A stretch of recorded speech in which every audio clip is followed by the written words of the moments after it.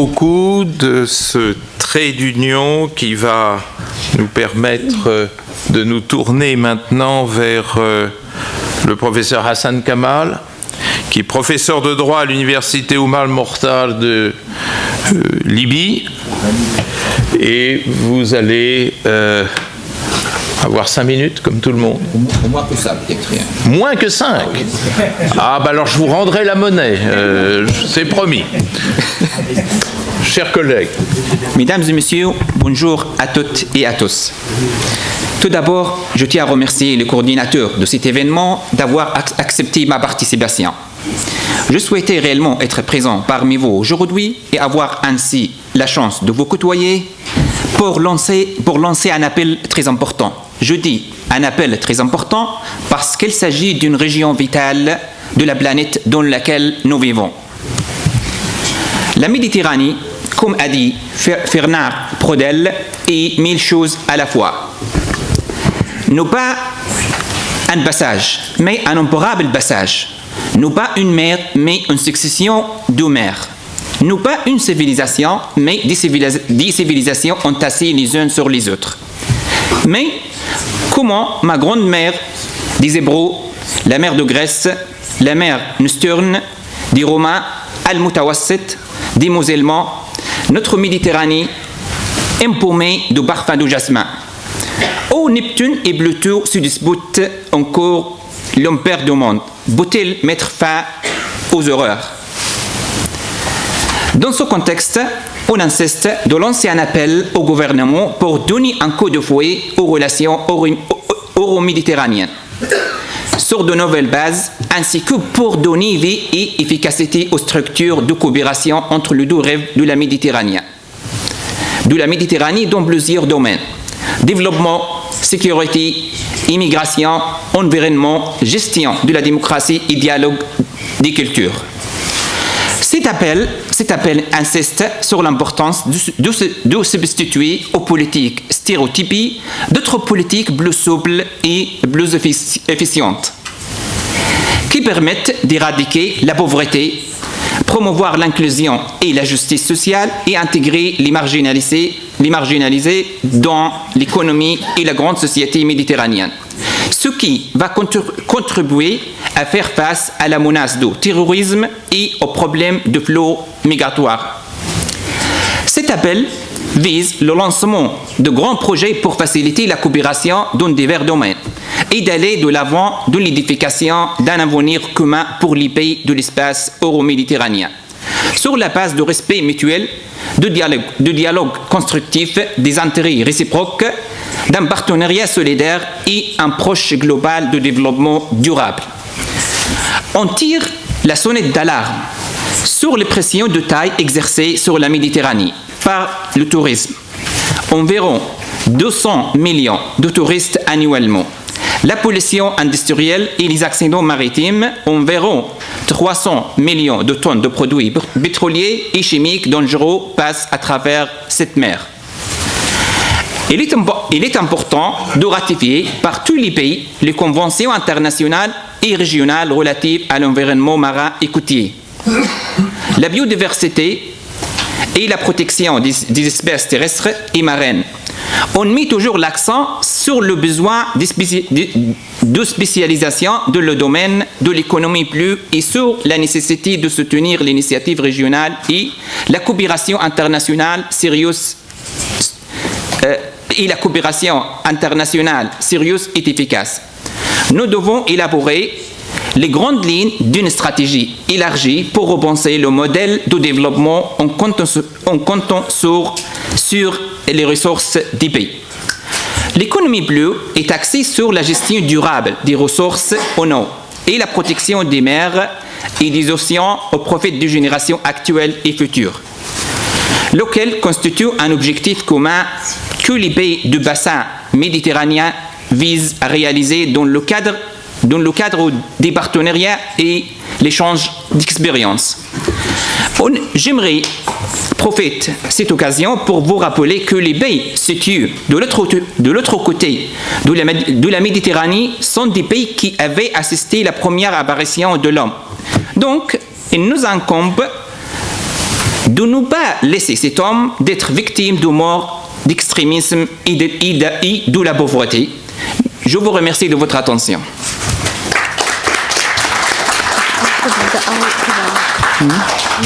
Merci Monsieur Kamal pour cette intervention et pour avoir évoqué et pointé du doigt les besoins de partenariat entre l'Europe et la Méditerranée, partenariat dont nous sommes loin actuellement. Je vais passer la parole à Monsieur Maher, qui est donc le président de l'Office franco-égyptien pour les droits de l'homme, qui nous parlera de la situation en Égypte et concernant notamment du coup les droits de l'homme. C'est 5 minutes comme il se doit. Très difficile de parler de droits de l'homme en Égypte parce que si vous tapez sur Internet et vous mettez droits de l'homme ou le nom du président Sisi, vous trouvez des rapports accablants et que les droits de l'homme sont bafoués et que les gens sont torturés et qu'on ne fait que de l'oppression et que les choses vont mal. Et vraiment une image toute noire.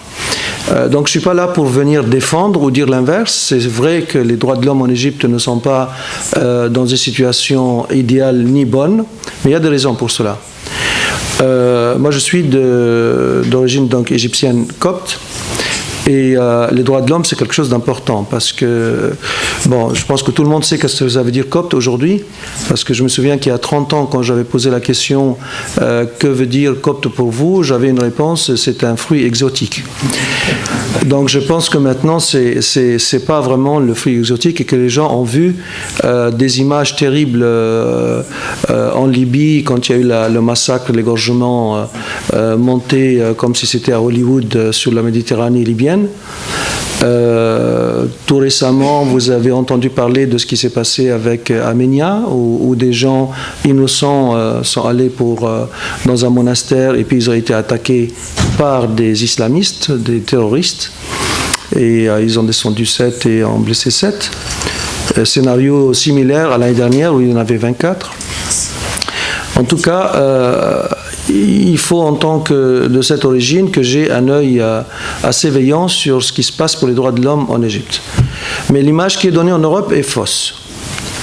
L'image que j'entends partout dans les médias européens, français ou partout, même les parlementaires européens, quand on intervient et qu'on essaie d'expliquer la réalité du terrain, ils sont très surpris. Alors, il y a une chose qui est importante qu'il faut comprendre.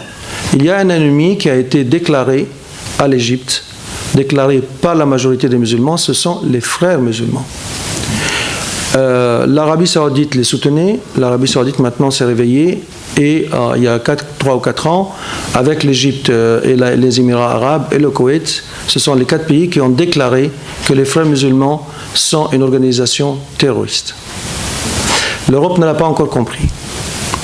J'avais essayé de travailler à travers notre organisation et d'autres pour les politiques et essayer de leur faire comprendre pourquoi ne pas déclarer cette organisation terroriste également en France ou en Europe. Mais je n'ai pas d'écho très favorable. Il y a certainement des raisons pour cela.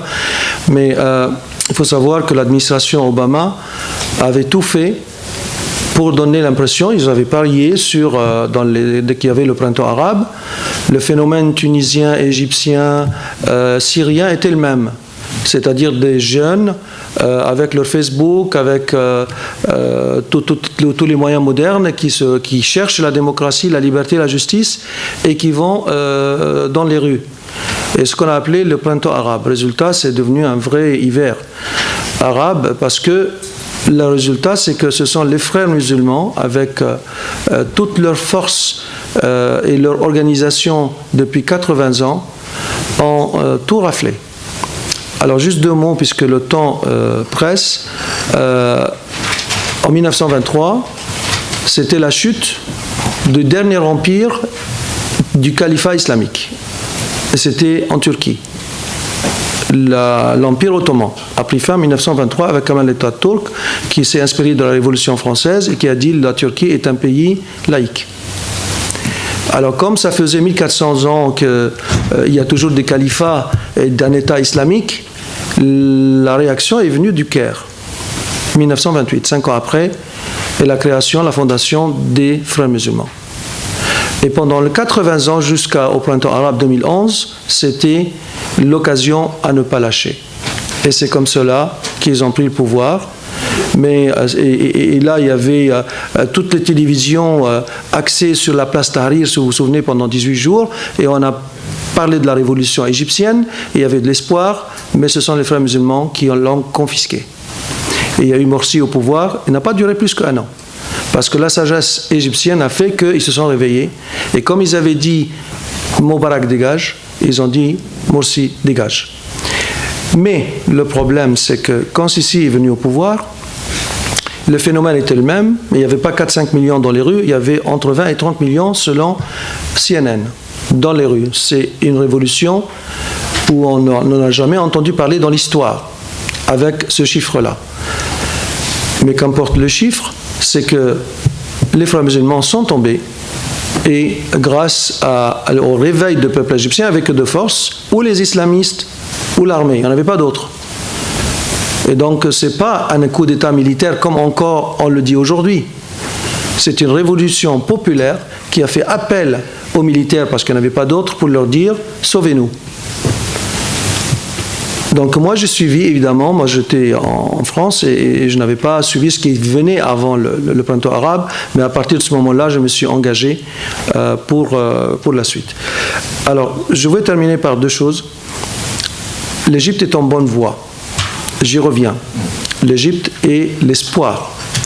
Elle est l'espoir du pays lui-même, elle est l'espoir des Égyptiens et elle est l'espoir même pour les chrétiens.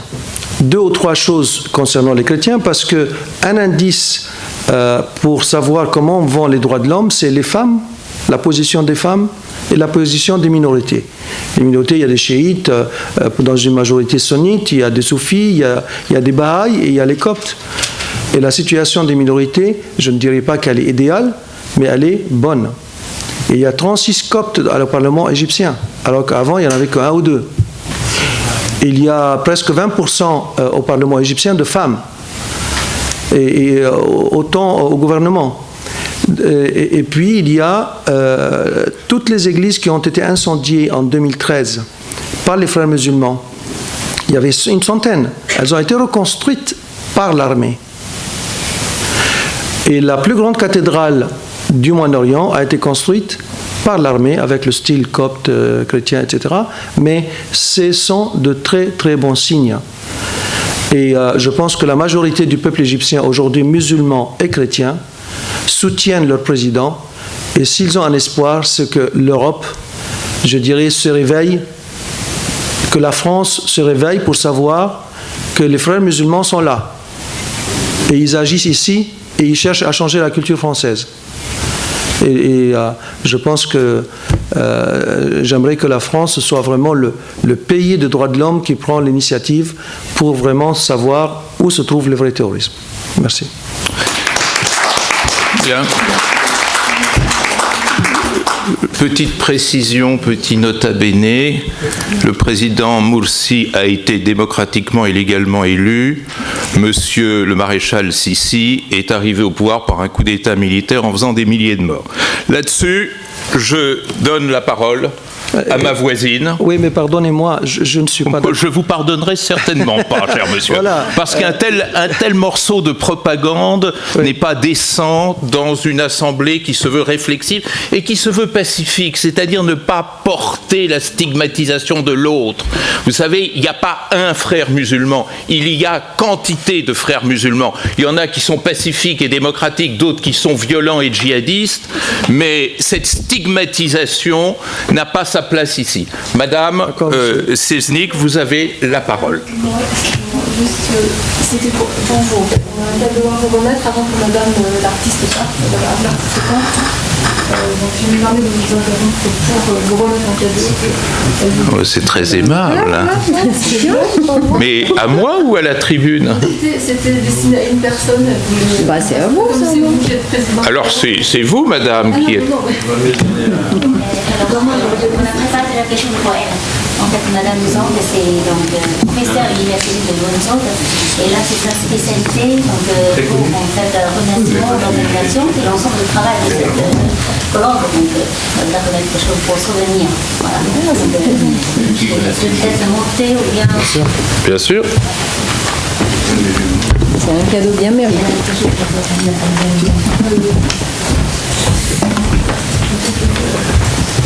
Et je suis très touché et très ému.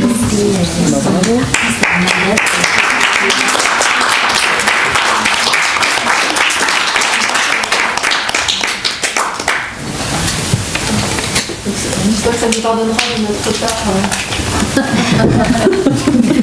Mais en tous les cas, je trouve que c'est un vrai symbole de paix et d'harmonie. Je vous félicite. Elle a fait ça exprès pour cette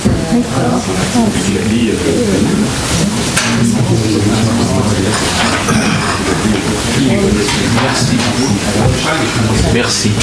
Et félicitations. Congratulations. I'm very pleased and very emotional. Thank you very much. Ok, merci. Voilà, vous pouvez continuer. Eh bien,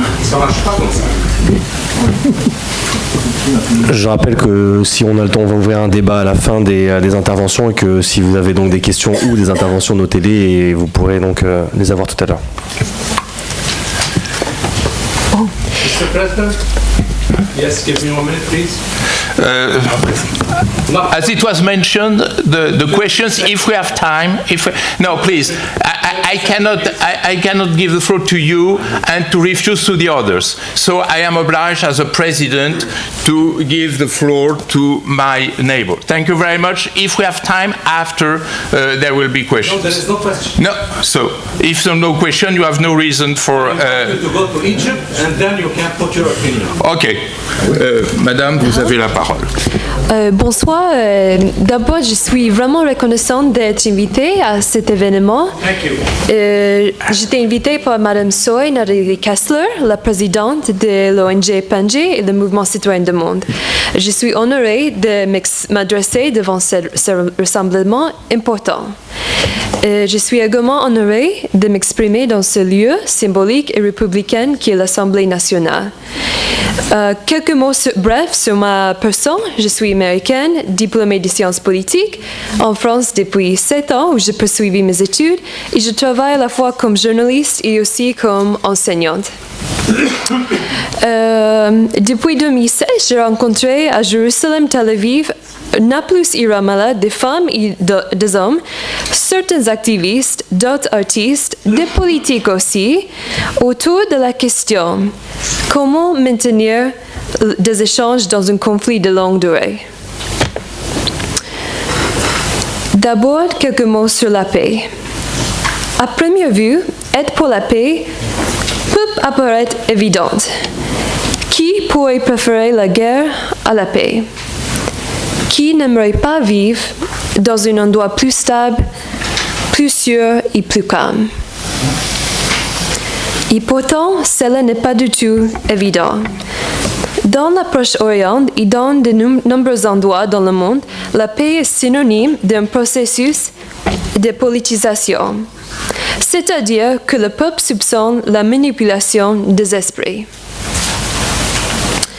La raison pour laquelle je me suis rendue sur place en Israël et dans le territoire palestinien, c'est d'abord par ma curiosité journalistique et mon goût de reportage.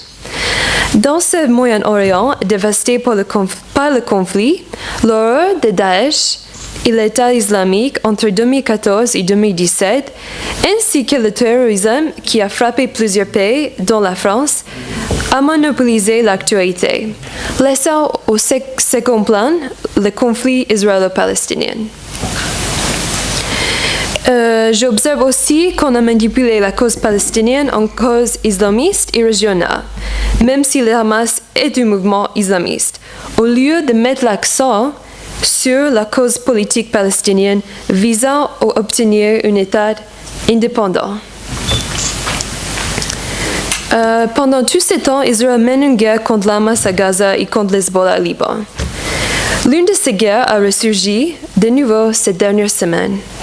quand la Hamas a bombardé de près de 460 roquettes frappant la ville israélienne du Sud, Israël a riposté avec des attaques aériennes frappant plus de sensibles à Gaza. Comment, avec cet enchaînement de la violence ininterrompue, trouver avec des pacifistes de deux côtés le moyen de modifier le statu quo? Je ne vais pas parler de mon propre nom, mais je vais laisser la parole à ces militantes et militants de la paix. Ils leur rendent hommage.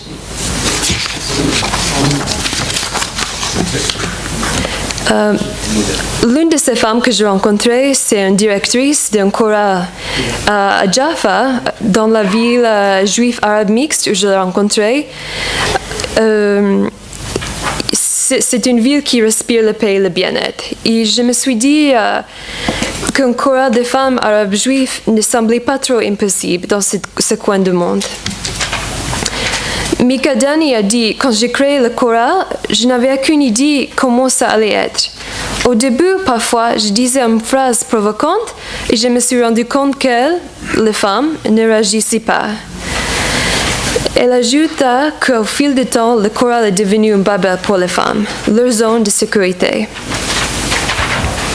Et continue, je ne veux pas entrer dans ce cliché de femmes contre hommes, mais je crois vraiment que les femmes ont moins de barrières et qu'il leur est plus facile de s'ouvrir à autre personne. Quand Dani a déménagé de Tel Aviv à Jaffa, elle a vu qu'il y avait très peu d'interaction entre les Juifs et les Arabes. Ça a été une opportunité pour moi de faire quelque chose avec mon expérience musicale. Elle a expliqué. Autre témoignage. Marilyn Schmeider, d'origine franco-tunisienne, a cofondé le groupe Women Wage Peace. Quand elle a aperçu que le fossé entre la sécurité, représenté par les droits israéliens, et la paix, représentée par la gauche, était trop grande. Un mouvement était nécessaire pour modifier le statu quo et intégrer les citoyens de l'ensemble de l'échelle politique. La droite, le centre, la gauche. Le groupe servirait également à réunir d'autres catégories dans la société israélienne, juifs et arabes, religieux et non religieux, et les citoyens plus aisés dans les villes d'Israël et les pauvres vivant dans la périphérie du pays. Elle m'a dit, nous voulons tous la paix, mais nous ne savons pas quelle est la solution. Pour sortir du schéma fermé du mouvement de paix avec une idéologie politique, Schmeider insiste fermement sur le fait que la paix et la sécurité appartiennent et sont l'héritage de la majorité des Israéliens. Bien que le plus grand problème pour les Israéliens soit de savoir si les futurs accords de paix garantiront la sécurité, ce mouvement exige des accords politiques. Mais pas la paix, parce que nous sommes encore trop éloignés de cela. Du côté palestinien, le sentiment d'amertume et de captivité flotte dans l'air des territoires. D'après Amos Oz, le grand philosophe israélien, le régime de coercion imposé par Israël dans les territoires occupés fragilise l'autorité palestinienne. Des millions de Palestiniens dans les territoires sont quotidiennement humiliés, opprimés et privés de leurs droits. Leur dignité humaine et nationale est bafouée, leurs biens confisqués et leur existence sous occupation israélienne est indigne d'être vécue. Pour conclure, je vais citer une journaliste palestinienne de Ramallah que j'ai pu connaître qui m'a dit « Nous avons besoin d'un moment historique, une percée avant de passer à la paix. » Peut-être comme lorsque Yitzhak Rabin a été élu Premier ministre d'Israël. Nous n'en sommes pas là encore, mais devant l'absence de perspective de paix, c'est possible que les deux sociétés civiles peuvent contrer le radicalisme religieux et l'extrémisme politique. Merci.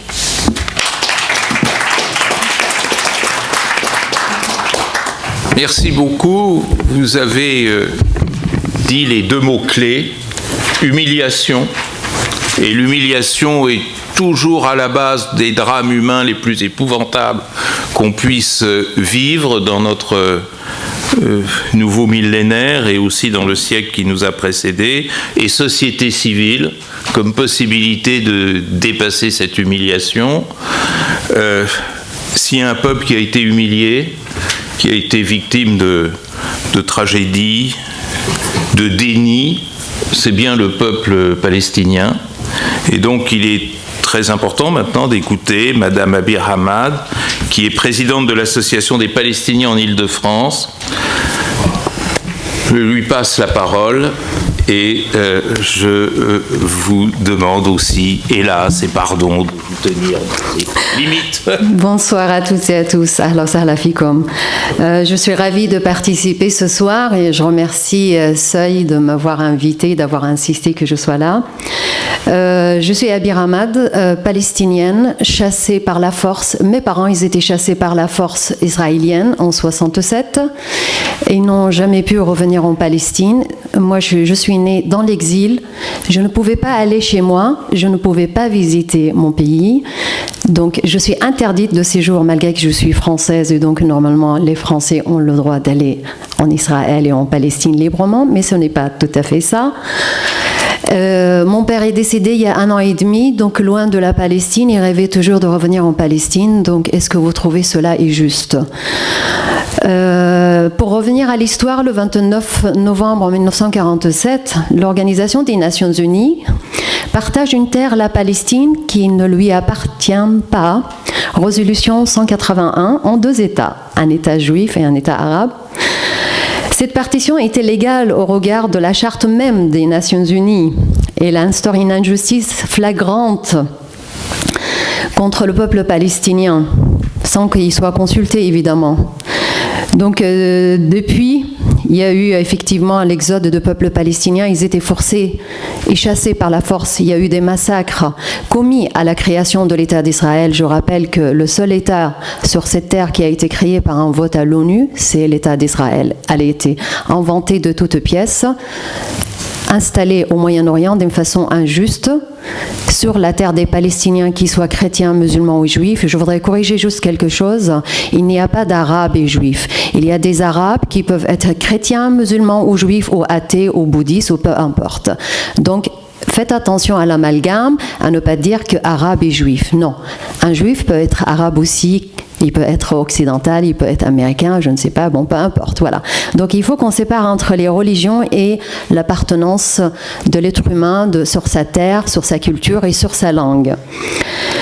Malheureusement, donc, il faut dire que les forces sionistes, après la déclaration donc, de partage, ils ont entrepris un nettoyage ethnique de la Palestine, c'est-à-dire pour vider la Palestine de sa population et surtout les non-juifs.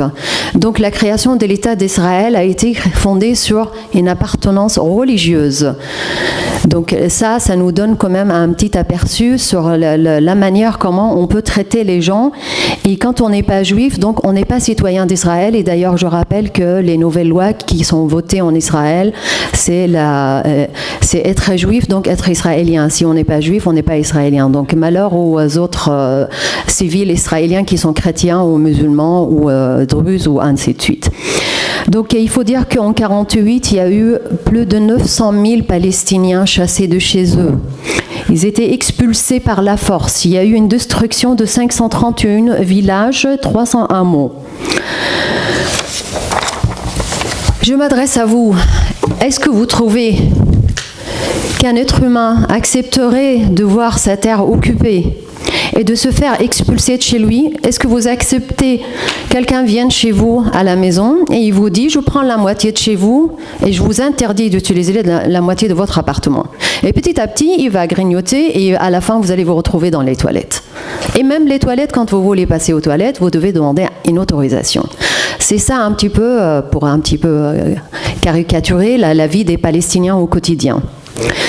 On est 70 ans après l'occupation, la colonisation, les massacres, le nettoyage ethnique, la prison et l'exil. Ce sont le lot quotidien du peuple palestinien.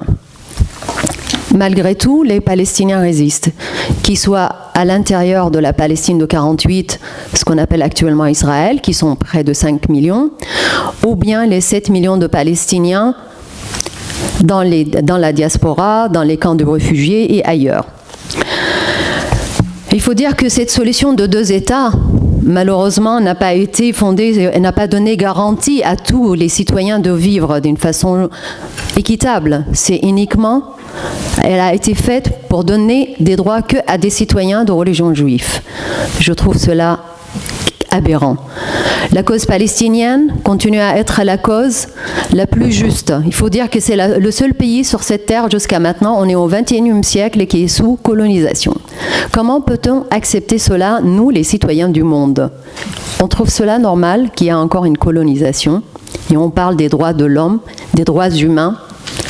Honte à l'humanité de continuer d'accepter qu'un tel peuple vive sous occupation, que la bande de Gaza, rien que la bande de Gaza qui est sous blocus depuis plus de 11 ans, 12 ans presque maintenant, ils n'ont ni le droit de sortir, ils sont dans une prison à ciel ouvert.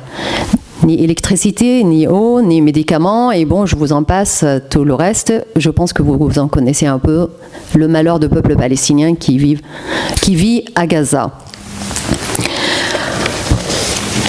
Hélas, je ne peux que vous rappeler aussi ce que pratique l'État d'Israël, ce qu'on dit soi-disant, c'est la seule démocratie du Moyen-Orient. Bravo la démocratie. Le mur de la honte. En 2002, Israël débute la construction d'un mur. Un mur de séparation entre les Palestiniens et les Israéliens. Il y a presque 700 kilomètres. Donc en édifiant une clôture de 3 fois plus haute et 2 fois plus large que le mur de Berlin, que les Européens ont vraiment réussi à détruire, que l'Allemagne de l'Est appelait mur de la paix et l'Allemagne de l'Ouest appelait mur de la honte. Israël va annexer unilatéralement une partie substantielle de la Cisjordanie et comme ça, elle resserre les barrages militaires autour des villes palestiniennes en enfermant efficacement les habitants.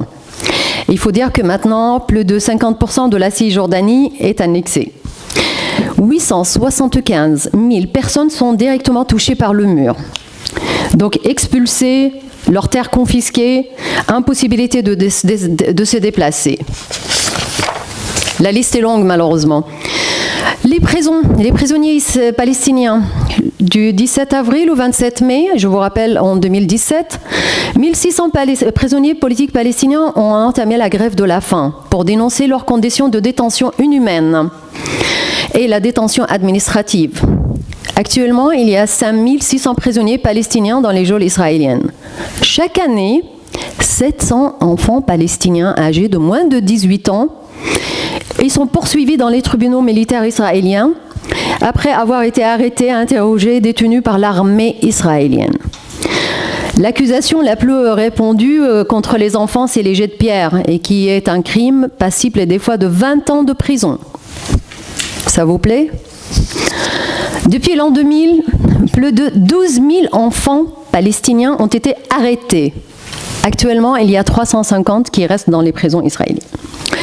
Je rappelle évidemment que dans la Convention des Nations Unies sur les droits de l'enfant, elle définit l'enfant comme un être humain âgé de moins de 18 ans. Selon l'ordre militaire israélien numéro 32, les tribunaux israéliens ont déjà jugé et condamné des enfants palestiniens âgés de 16 ans et en tant qu'adultes. Donc pour les Israéliens, un enfant palestinien c'est pas un enfant de moins de 18 ans, mais moins de 16 ans uniquement. Et malgré ça, ils mettent en prison des enfants. Bon, le blocus de Gaza, la grande marche du retour pour les Palestiniens. Donc vous avez suivi quand même les manifestations de la grande marche du retour à Soumoud, la résistance qui a été lancée le 30 mars dernier, que le peuple palestinien veut affirmer sa détermination pour obtenir ses droits légitimes et de retourner chez lui, et de instaurer son État indépendant avec capitale comme Jérusalem comme capitale. Gaza a subi ce blocus depuis 2007. Avec rien que les manifestations pour la marche du retour, on est à 190 martyrs, parmi eux 32 enfants. On est à 20 600 blessés, dont 4 200 enfants et 1930 femmes. C'est bizarre quand même de voir tous ces chiffres et de voir que l'ONU ne réagit jamais, aucune sanction. C'est bizarre quand même, non? On vit dans un monde où il y a 2 poids et 2 mesures. Les Palestiniens, apparemment, ils ne sont pas considérés des citoyens à part entière, peut-être, je ne sais pas. Je me pose des questions en tant que Palestinienne et Française. Une paix juste et durable passe par le rétablissement des droits historiques des Palestiniens sur leur terre et l'égalité de traitement quelle que soit l'origine ethnique ou religieuse. La poursuite de l'occupation depuis 1948 est la première des violences. Je rappelle que la résistance est un droit légitime. Et d'ailleurs, il y a eu un traité de Nations Unies, donc il y a une loi qui autorise au peuple à la résistance par tous les moyens dont il possède. Donc nous, en tant que citoyennes et citoyens du monde, nous ne devons pas rester insensibles au sort des Palestiniens. Alors moi, je m'adresse à vous et ce que je voudrais vous faire passer comme message, comment on peut aider les Palestiniens. Il faut soutenir les Palestiniens pour que leur voix soit entendue, puisque la plupart des dirigeants des pays du monde restent sourds à leur désarroi et à l'injustice qui les frappe. Il faut que les Palestiniens puissent établir leur État, avoir Jérusalem comme capitale, la Palestine historique où tout le monde vivait en paix, qu'on soit chrétien, musulman ou juif, ou peu importe notre religion. Il faut exiger la levée immédiate du blocus de Gaza. Il faut surtout aussi, nous, en tant qu'Européens, demander au Parlement européen la suppression des accords d'association entre l'Union européenne et Israël pour crimes de guerre. Il faut soutenir le droit légitime du peuple palestinien à résister. Il faut aussi, surtout le plus important et le plus simple à faire, c'est soutenir la campagne BDS boycott, des investissements et sanctions, comme à l'époque de l'apartheid en Afrique du Sud jusqu'à l'abolition de l'État colonial. Et il faut instaurer des sanctions contre l'État d'Israël pour ses pratiques meurtrières, qui pratiquent la torture, surtout contre les enfants palestiniens. Et il faut dénoncer cela, comme le font pas mal d'associations et d'organismes humanitaires. Je peux citer aussi le comité israélien contre la torture et B'Tselem. Le peuple palestinien a le droit à la liberté, au bonheur, a le droit à la vie, comme nous tous. Nous sommes tous des êtres humains après tout. Donc pensez aussi au peuple palestinien. Vive la résistance du peuple palestinien. Et je vous remercie infiniment si vous pouvez un jour prendre un petit moment et de penser au peuple palestinien et de dire, là, il y a une injustice, il y a une aberration. On ne peut rester silencieux face à ça. Et il faut dire que gloire au peuple palestinien. Il faut l'aider pour lui rendre justice. Et je termine par juste une petite chanson. Moi, je milite aussi par la culture et par l'art. J'ai une troupe culturelle palestinienne où j'enseigne à la Dabke, aussi le chant folklorique palestinien, parce qu'on nous vole aussi notre tradition, notre culture. ومنصورة يا ثورتنا وقولوا آمين عيد الجاي بنعيد في فلسطين منصورة يا ثورتنا وقولوا آمين عيد الجاي بنعيد في فلسطين.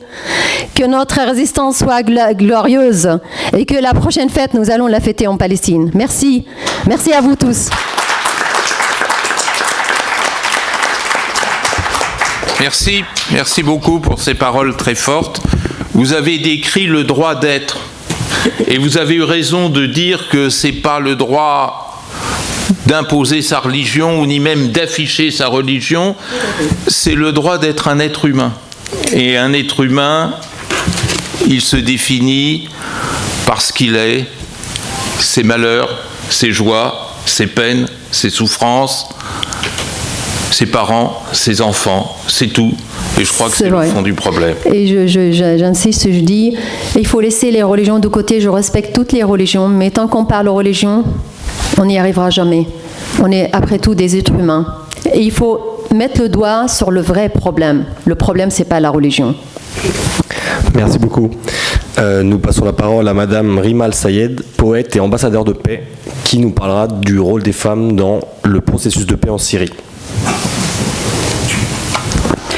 Bonjour, mesdames, messieurs. Je suis honorée d'être là devant vous aujourd'hui. Je remercie vivement madame Kessler de m'offrir cette inestimable occasion de vous parler un peu de la Syrie. On a dit je suis très contente et je me réjouis avec vous ici que depuis 100 ans, nous fêtons la fin de la Deuxième Guerre mondiale et hier, nous avons déclaré, nous avons lu les gens qui étaient présents sur le parvis de Trocadéro.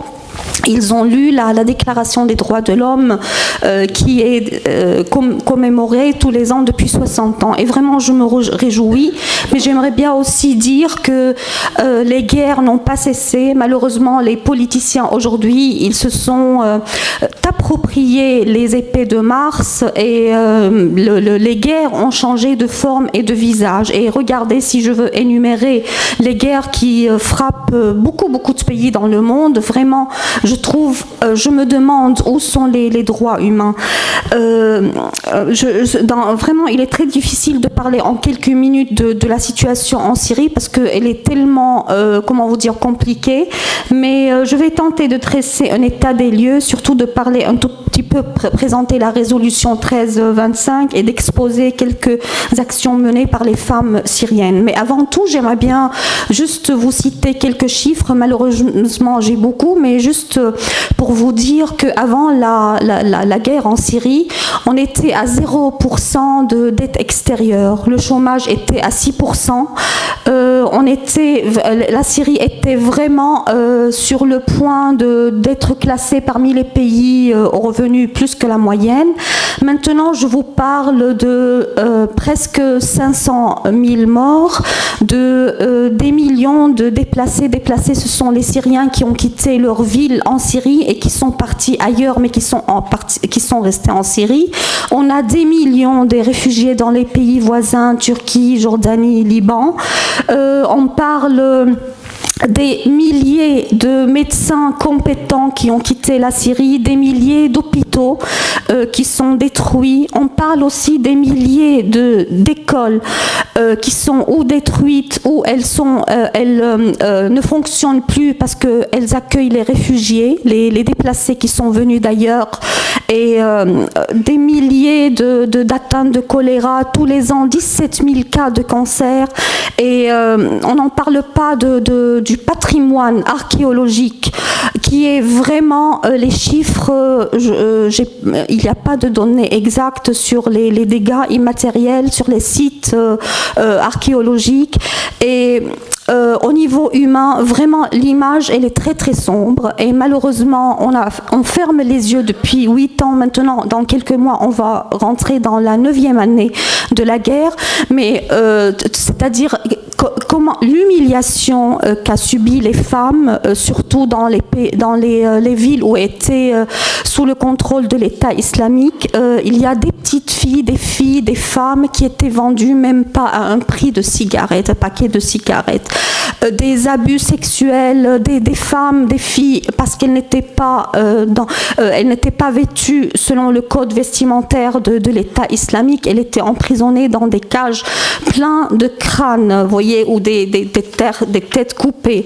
Qu'est-ce que je vais vous dire aussi, c'est-à-dire vraiment pratiquer des fois des exécutions sur les places publiques et les diffuser sur les réseaux sociaux pour que les parents de ces gens-là, ils voient leurs enfants, voyez, sur les écrans. Mais malgré tout ça, en fait, la femme n'a pas cessé de prendre son rôle. Si on parle en Syrie, elle était, c'est-à-dire la mère, elle a pris le rôle du père qui doit travailler pour subvenir aux besoins de ses enfants. Elle était l'infirmière, l'éducatrice, l'enseignante, ministre. Elle était aussi ambassadrice, on parle au niveau gouvernemental. Et malgré tout ça aussi, dans les pays où elle était réfugiée, il y a beaucoup des histoires de réussite qui étaient félicitées au niveau national dans ces pays, parce que la femme, elle a utilisé l'artisanat, tout son savoir-faire qu'elle a pris périphérie de la Syrie pour construire des petits projets, des petits artisanats pour continuer à vivre. Et surtout, le message que je voulais dire, c'est-à-dire la femme aussi en Syrie, elle s'est accrochée à la terre et c'était pour elle une manière de résister aux horreurs de la guerre et à l'obscurantisme. Concernant la résolution 1325 des Nations Unies concernant les femmes, la paix et la sécurité qui était de l'an 2000, il affirme sur l'importance de la participation des femmes et de l'intégration de l'égalité entre les sexes, à garantir la participation des femmes à tous les niveaux, surtout pour le rétablissement de la paix et les négociations de paix, et la mise en place des capacités de réaction en matière d'égalité hommes-femmes, et maintenir le caractère civil dans des camps de réfugiés et des personnes déplacées, et l'importance d'aménager les camps de manière à prévenir les violences sexuelles. Et si on entend tout ce qui se passe dans les camps de réfugiés, on voit que vraiment cette résolution n'était pas appliquée. Et puis surtout le rôle moteur de la participation des femmes dans la résolution des conflits et dans les pourparlers de la paix. Les défis qui émergent de tout ce qu'on a vu de la situation en Syrie, maintenant, après 8 ans, l'Union européenne et les Nations Unies ont insisté sur que la solution, elle n'est pas militaire. La solution, elle doit passer par les négociations, par l'implémentation des programmes éducatifs. Et un des grands problèmes maintenant, c'est que l'émissaire, monsieur de Mistura, il va finir son mandat à la fin du mois de novembre. Et après, parce que en fait, sous l'égide de monsieur Mistura, l'application de la résolution du 1325 a été mise en place, et il y avait des femmes syriennes de toute confession, de toute ethnicité qui ont participé à la conférence, parce qu'avant, il faut signaler qu'il y a une partie des femmes qui étaient exclues. Par exemple, les conférences qui étaient faites dans les pays occidentaux ou ailleurs, la femme de l'intérieur, elle était exclue de ces négociations-là et de ces conférences-là. Et là, avec la résolution du 1325, on a intégré une grande partie des femmes de toute confession, de toute, c'est-à-dire niveau social, et puis au niveau national maintenant, on voit le retour des réfugiés, le retour des déplacés. Il faut aussi mettre en place des actions pour aider leur réintégration dans leur pays d'origine, et unifier les programmes éducatifs, parce que je ne vous cache pas, dans les villes où était sous le contrôle de Daesh, il a instauré, Daesh, il a changé les programmes d'éducation et il a mis d'autres programmes. Alors comment faire pour que ces enfants-là reviennent au circuit éducatif du pays et suivre le programme? Essayer de tenter de réduire l'extrémisme religieux, et ça se passe, moi je tiens à souligner le rôle, c'est le rôle des guides spirituels, et les exemples qui ont été faits en Afrique du Sud ou dans d'autres pays, et je dis guides spirituels et non pas religieux, parce qu'il faut différencier entre les deux. Et là, pour essayer d'apaiser les esprits, essayer de comprendre l'autre, d'essayer de réduire les écarts entre les ethnicités et les confessions, les religions, et d'établir des plans d'éducation d'après-guerre en intégrant les valeurs de culture, de paix, de tolérance et de refus de la violence, et faire dissoudre toutes les contraintes concernant le rôle que la femme va jouer, parce qu'en fait, les contraintes, on peut les trouver sur plusieurs niveaux. Nous avons au niveau personnel, concernant elle-même, au niveau social et familial, mais on a aussi au niveau national et au niveau international. activer les résolutions de la paix et tous les autres traités, parce que c'est vrai, c'est pas la peine de faire tout le temps des nouvelles déclarations. Si on a tellement dans le consensus, pourquoi ne pas activer le fonctionnement de ces déclarations-là et faire cesser, moi vraiment, je tiens à vous dire maintenant qu'au lieu qu'on parle qu'il faut sauver des minorités, il faut sauver des personnes, il faut sauver tout le monde. Il faut arrêter les guerres et je lance ici un appel, mais pourquoi ne pas imposer aux États, c'est-à-dire de consacrer de leur budget qui sont consacrés à l'armement, des postes pour la paix, parce que tant qu'il y a des guerres, tant qu'il y a des budgets d'armement et des entreprises qui fabriquent, il y aura tout le temps des guerres, parce que sinon comment ils vont faire, c'est pas possible. Alors vraiment, moi je vous appelle à faire pression pour attribuer des postes à la paix, au programme pour la paix, et je crois en la volonté de cette femme, la femme syrienne qui a vu toutes les attaques, qui a vu les croisades, qui a vu toutes les convoitises, et je dis la femme avec un grand F qui donne la vie, elle est capable de réussir les négociations de paix et à reconstruire leur pays. Et je vais emprunter pour finir la phrase de Napoléon: la mère qui berce le berceau avec sa main droite et secoue le monde avec sa gauche. Merci de votre attention.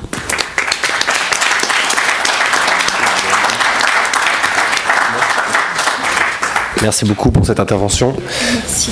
Je donne la parole à Madame Bourri. Merci. Merci Serge Ami, merci à notre cher Seuil d'avoir fait cet exploit de réunir d'autant de voix importantes. Voilà, alors moi on m'a demandé étant intervenant un peu en fin de réunion, d'être particulièrement courte. Alors je vais m'appliquer à l'être, et alors je vais, en complément de mon intervention, vous inviter à prendre à la sortie mes textes qui sont écrits. Déjà, c'est l'intérêt, voilà, pour vous comme ça, je vais insister sur les choses les plus intéressantes, et je me permettrai comme ça de répondre un peu à cet impératif qui m'a été donné. Alors, pourquoi ma présence ici? Parce que, vous l'avez vu, j'ai un titre assez long, je représente le comité français des ONG pour la liaison et l'information des Nations Unies. Liaison et information des Nations Unies, ça veut dire que nous formons, en gros, des citoyens éclairés, et que nous nous chargeons de transmettre à l'ONU